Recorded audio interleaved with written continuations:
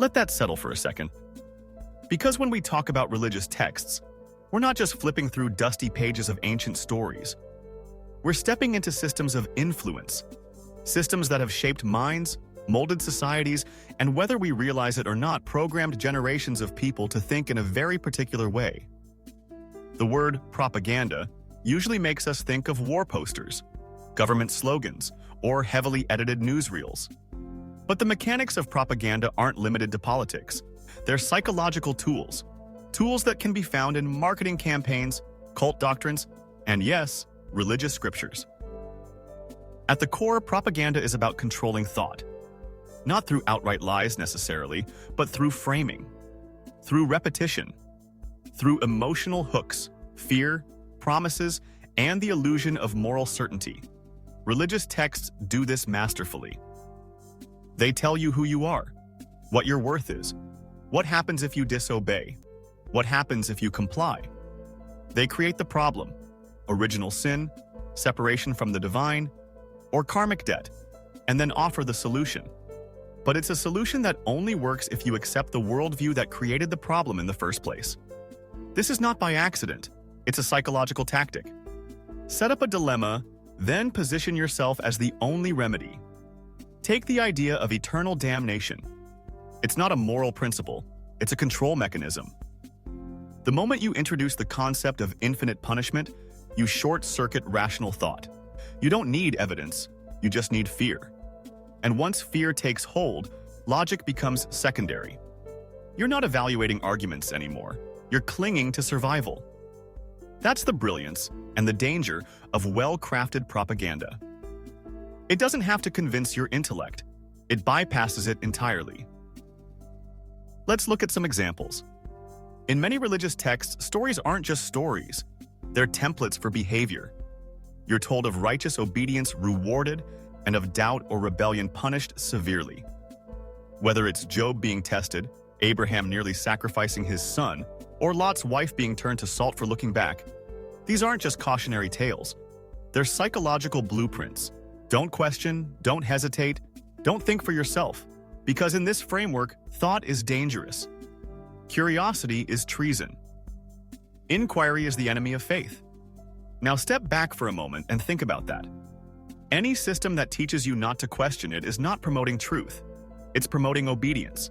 And obedience, when tied to divine authority, becomes almost impossible to challenge. You're not just arguing with an idea, you're supposedly arguing with the creator of the universe. Convenient. This creates a self-sealing loop. The texts say they're from God. The texts say God is perfect. Therefore, the texts must be perfect. And if you see a flaw, the flaw is in you. Doubt is your failure. Discomfort is your spiritual immaturity. It's never the system. It's always you.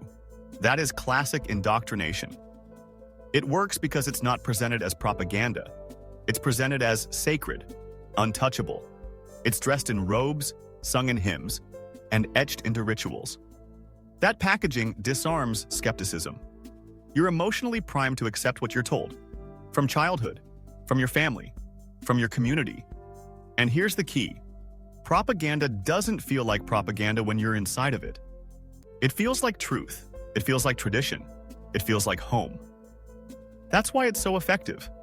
Religious texts also use binary thinking. Good versus evil, saved versus damned, us versus them. This black and white framing is another hallmark of propaganda. It flattens the world. It removes nuance. You're either aligned with the divine plan or you're lost. This kind of thinking breeds tribalism. It's not just that other beliefs are wrong, they're dangerous, they're corrupt. They must be rejected, opposed, or even eradicated. This rhetoric has justified crusades, inquisitions, witch hunts, holy wars. Not because people are naturally cruel, but because they've been given a moral framework that makes cruelty feel righteous. That's the scariest part of all this. Propaganda doesn't just control behavior. It controls conscience. It makes people feel virtuous while doing harm. And if you believe that your actions are backed by an infallible deity, then any atrocity can be excused. You're not acting out of hate, you're acting out of love. Love for truth, love for the faithful, love for God. But love that demands violence isn't love. It's manipulation dressed as morality. Another tactic at play is emotional overload. Religious texts don't just inform, they overwhelm. They swing between extremes: fear and hope, guilt and redemption, sin and salvation. These emotional spikes wear down resistance. They condition the nervous system. You're told you're broken, but also loved. You're a sinner, but chosen. You're unworthy, but somehow the focus of divine attention. That contradiction destabilizes the self. It creates a psychological dependency. The very thing that makes you feel small also offers you a sense of meaning, so you cling to it. Not because it makes sense, but because it fills a need. The best propaganda doesn't force compliance. It makes you want to comply. It rewires your emotional world so that submission feels like safety, conformity feels like virtue, and silence feels like peace. It teaches you that struggle means you're growing, doubt means you're being tested, and suffering means you're being refined. Even abuse becomes spiritualized. There's also the illusion of moral clarity. Religious texts often offer pre-packaged ethics. Do this, don't do that. Believe this, avoid that. It feels like certainty. But it's a trap. Because these moral rules are often arbitrary, outdated, or selectively applied. Slavery is condoned. Women are treated as property. Genocide is sometimes celebrated. And yet, those who raise questions about these things are dismissed as lacking faith or context. That's not morality. That's moral laundering, justifying the unjustifiable through selective interpretation. And if interpretation becomes the key to understanding these texts, then it raises an important question. Why would a perfect message need human spin to make it acceptable? The truth is, it wouldn't. Which brings us to perhaps the most telling sign of religious propaganda: its need to protect itself from criticism, not through evidence or open dialogue, but through taboo, through punishment, through social exile. If you leave the fold, you're not just mistaken, you're dangerous, you're corrupted, you're deceived. This is how cults operate. But when the group is big enough, we stop calling it a cult, we call it a religion. Now, to be clear, not everyone who follows a religion is blindly indoctrinated.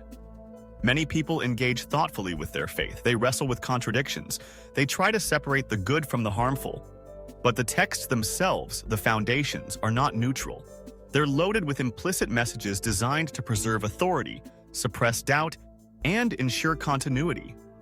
That's not sacred wisdom. That's strategy. It's the same logic used by empires, regimes, and ideologues throughout history. Only this time, the authority isn't enforced with guns or laws. It's enforced with guilt and fear and promises of eternal consequence. The brilliance of it is that the enforcers are often the believers themselves. You don't need police when the people police each other. You don't need censorship when people censor themselves. And that's how it spreads. Not just through power, but through love. Through family, through culture, through ritual. That's how propaganda wins. It becomes invisible. It's embedded in stories, songs, prayers, proverbs. It shapes language, it shapes thought. It shapes what questions you're allowed to ask and which ones you're too afraid to. So if we want to talk about truth, about morality, about human freedom, we have to start by recognizing where our ideas come from. Who benefits from them? Who's protected by them? And who's silenced? Religious texts are not just old books. They're tools, and like any tool, they can be used to build or to break, to liberate or to control.